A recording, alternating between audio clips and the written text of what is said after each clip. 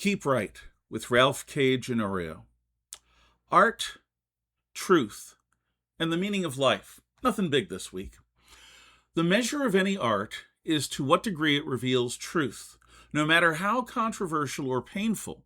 Movies, plays, sermons, stand-up comedy, documentaries, symphonies, operas, songs, ballets, dance performances, video games, poems, books, graphic novels, paintings, sculptures, sketches, and even secular and religious ceremonies all have the capacity to spark an epiphany, a divine inspiration that could change your life. For my own part, just to name a few, I remember the Stations of the Cross that showed me in detail how much Christ sacrificed because of his love for me and us. Scared Straight showed me how very many reasons there were for me not to want to go to prison.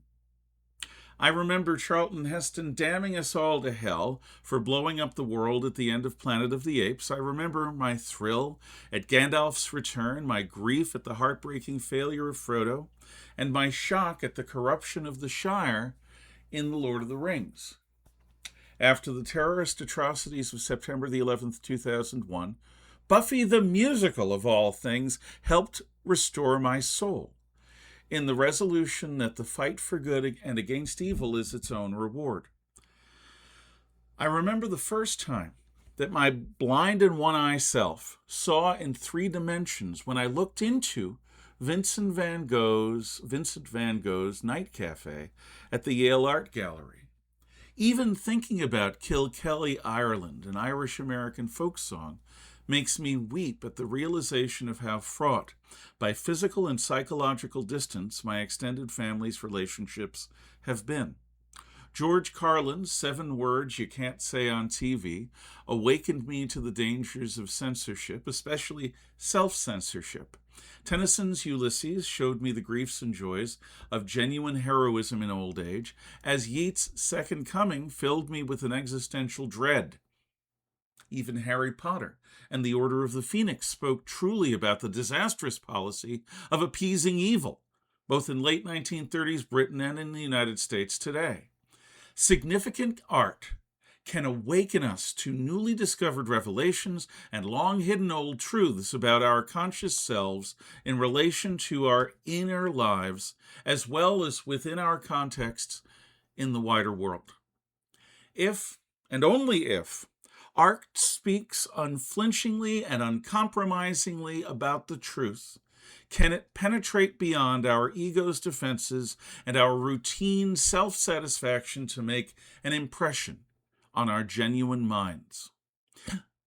This is why our human species should not be called Homo sapiens sapiens, thinking man, but rather Homo sapiens aestheticus, thinking man who can appreciate beauty.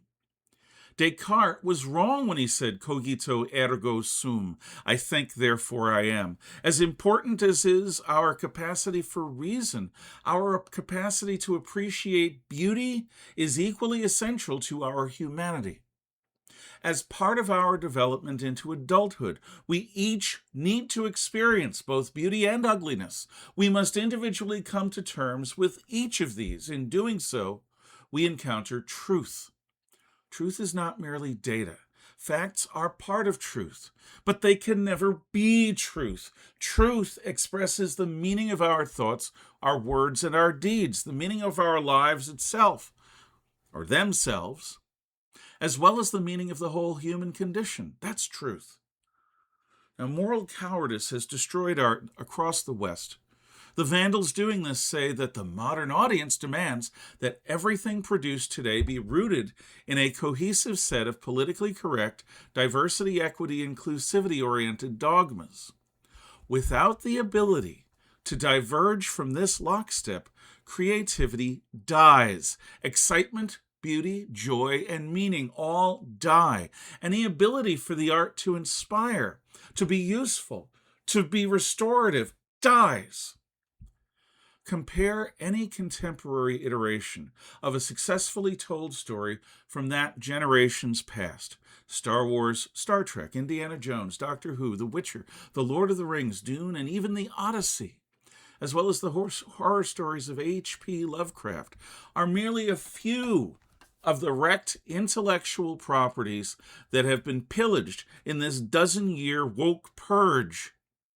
Today, when I hear of a beloved story cycle being rebooted, I feel dread because something intrinsically alive and true is about to be remade for a modern audience.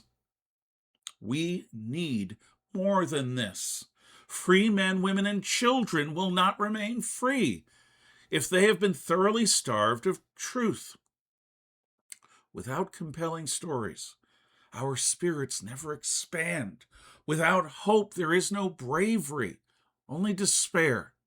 Without dreams, there is no imagination. Without art that is sometimes sacred and at other times profane, art powerful enough to offend and to inspire, we will be deprived of that which helps us to transcend our birth circumstances and engage in a life that's worth living.